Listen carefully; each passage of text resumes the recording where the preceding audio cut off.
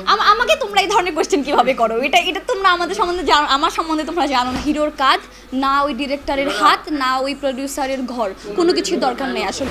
আমাকে তোমরা এই ধরনের কোশ্চেন কিভাবে করো? এটা এটা তোমরা আমাদের সম্বন্ধে আমার সম্বন্ধে তোমরা জানো না। এতগুলো ইন্টারভিউ নাও, তারপরে যদি এই ধরনের কোয়েশ্চেন আমাকে করো, এটা মানায় না আসলে। না, একদমই না। আমি আসলে আমি ওইটাই বললাম আবার, যে আমি আসলে নিজের উপর নির্ভরশীল একজন আর্টিস্ট। সো আমার কাছে মনে হয় প্রতিটা আর্টিস্ট যখন তার নিজের যোগ্যতা থাকবে তখন সে আগাবেই। তখন আসলে তার কোনো কিছুরই প্রয়োজন নেই, না ওই হিরোর কাজ না ওই ডিরেক্টরের হাত না ওই প্রডিউসারের ঘর, কোনো কিছুর দরকার নেই আসলে একটা আর্টিস্টের, যদি তার ভেতরে ন্যূনতম যোগ্যতা থাকে। সামনে অনেক কাজ আছে আলহামদুলিল্লাহ। বাকিটা আসলে হয় কি, কাজের আগে না আমি বলতে চাই না কখনো কিছু, এটা আমার ভালো লাগে না আসলে ব্যক্তিগতভাবে। আমার কাছে মনে হয় যে একটা কাজ আমি করব, করার পর এটা পরবর্তীতে যখন প্রকাশ পাবে তখন এটা এটা আমার কাছে মনে হয় যে কাজের একটা আমার ব্যক্তিগতভাবে মনে হবে যে ওই সময় কাজটা প্রকাশ করা উচিত। কাজের আগে অনেক বলে লাভ নাই, তো কাজের পরে কি হচ্ছে ঘটনাটা সেটা ইম্পর্টেন্ট। আসলে আমি এমন একটা মানুষ, যে মানুষটা আসলে ফুললি আত্মবিশ্বাস নিয়ে সবসময় আগায়।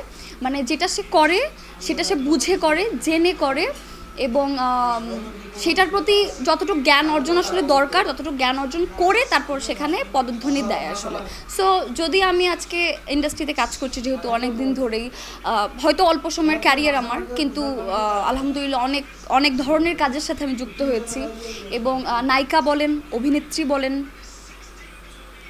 সব কিছু আসলে আমার মনের ভেতরে ছিল, আমার মন গহিনী ছিল, যার কারণে আমার এটা ওই আত্মবিশ্বাসটা ছিল, এবং আত্মবিশ্বাসটা থাকার কারণে আমার সব কিছু খুব ইজি হয়েছে।